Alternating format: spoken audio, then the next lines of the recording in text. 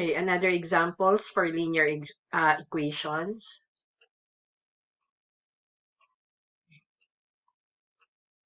Example number 3, we have solve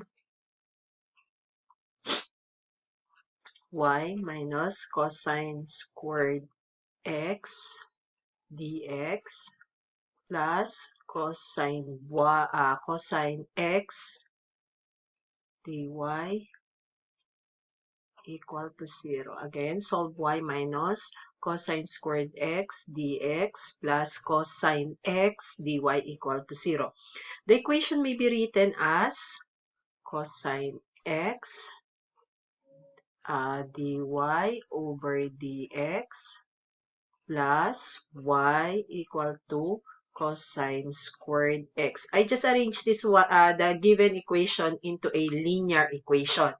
Cosine x dy over dx plus y equal to cosine squared x para makita natin yung dy over dx plus p of x y is equal to q of x. Inarrange ko lang ha. Okay, therefore we have dy over dx plus 1 over cosine is secant x. Bakit naging secant x? Kasi, di ba, pag ibinaba natin to dito, para maiwang dy over dx lang to, magiging 1 over cosine x. And 1 over cosine x is secant x. Secant xy secant xy equal to cosine squared, di magkakaroon ng over cosine din.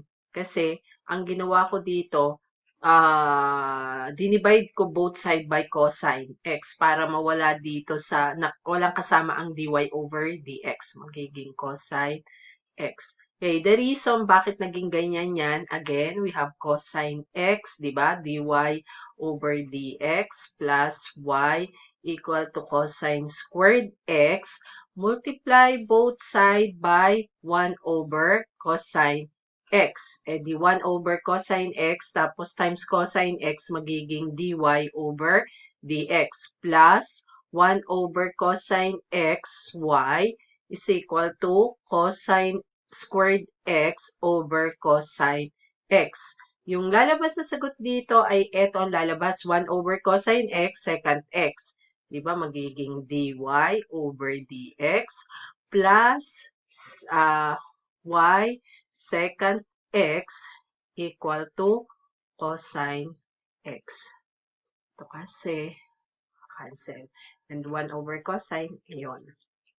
Okay, therefore, we have, ano natin kanina, you have dy over dx is equal to, plus. Okay, correction.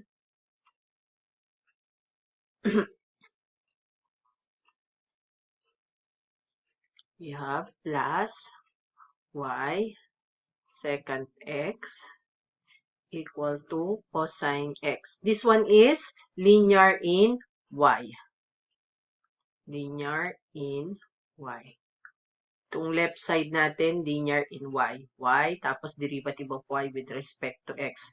Let's get for the integrating factor. I of xy is equal to e, eto yan, integral of secant x dx. And the integral of secant x is, very good, that is ln secant x plus tangent x, or that is equal to secant x plus tangent x.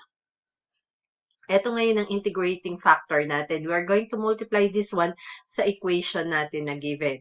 Therefore, we have derivative of y with respect to x plus y secant x equal to cosine x, multiply both side by secant x plus tangent x. Okay, therefore, we have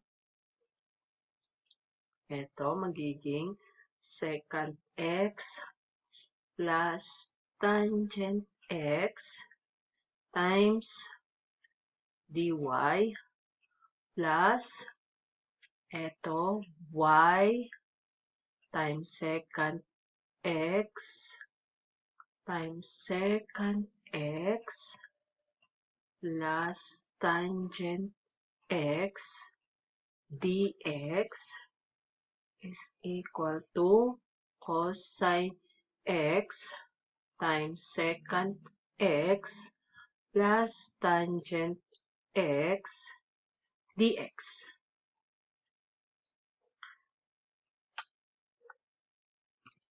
Okay, therefore,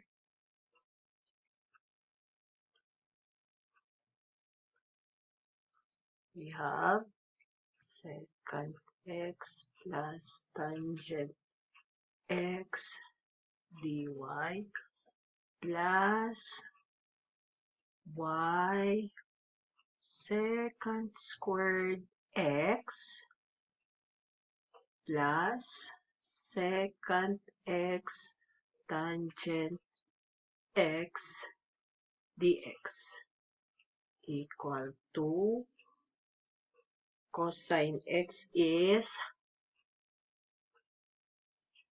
1 over secant.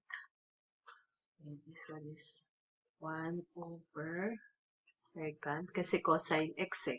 E di ang cosine x is 1 over secant x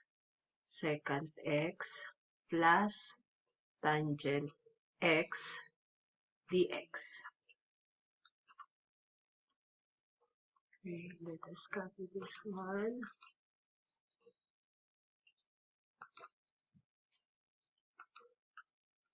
Okay, copy muna natin yun. We have secant x dy wait,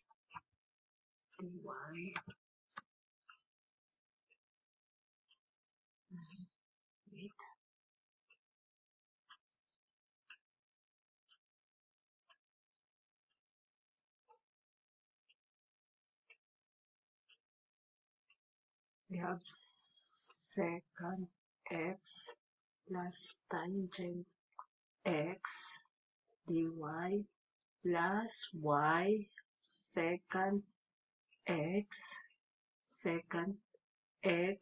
plus tangent x dx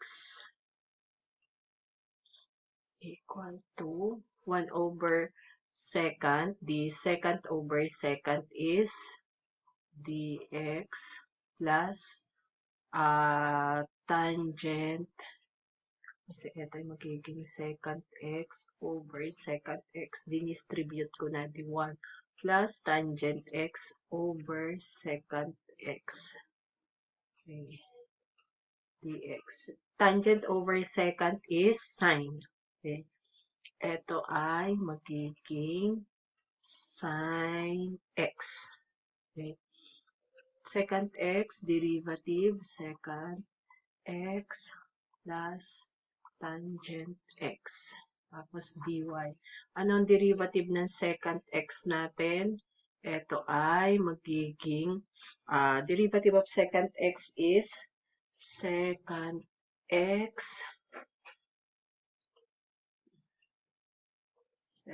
x tangent x dx. Tapos, ang derivative ng y ay, teka, ang derivative ng secant x ay secant x tangent dx. Plus, ano ang derivative ng tangent x? Plus, ang derivative ng tangent x ay secant squared x dx. Okay, anong common factor? Secant x times tangent x plus secant x dx.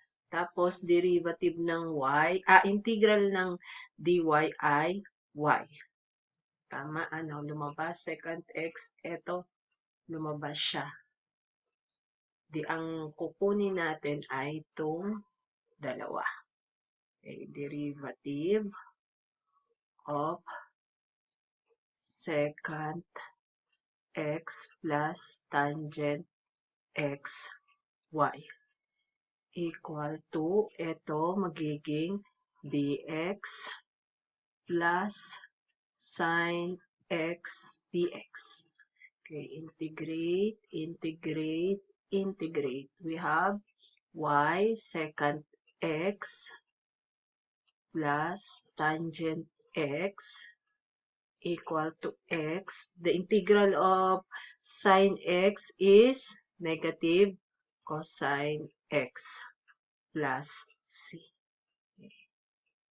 This one is the final answers.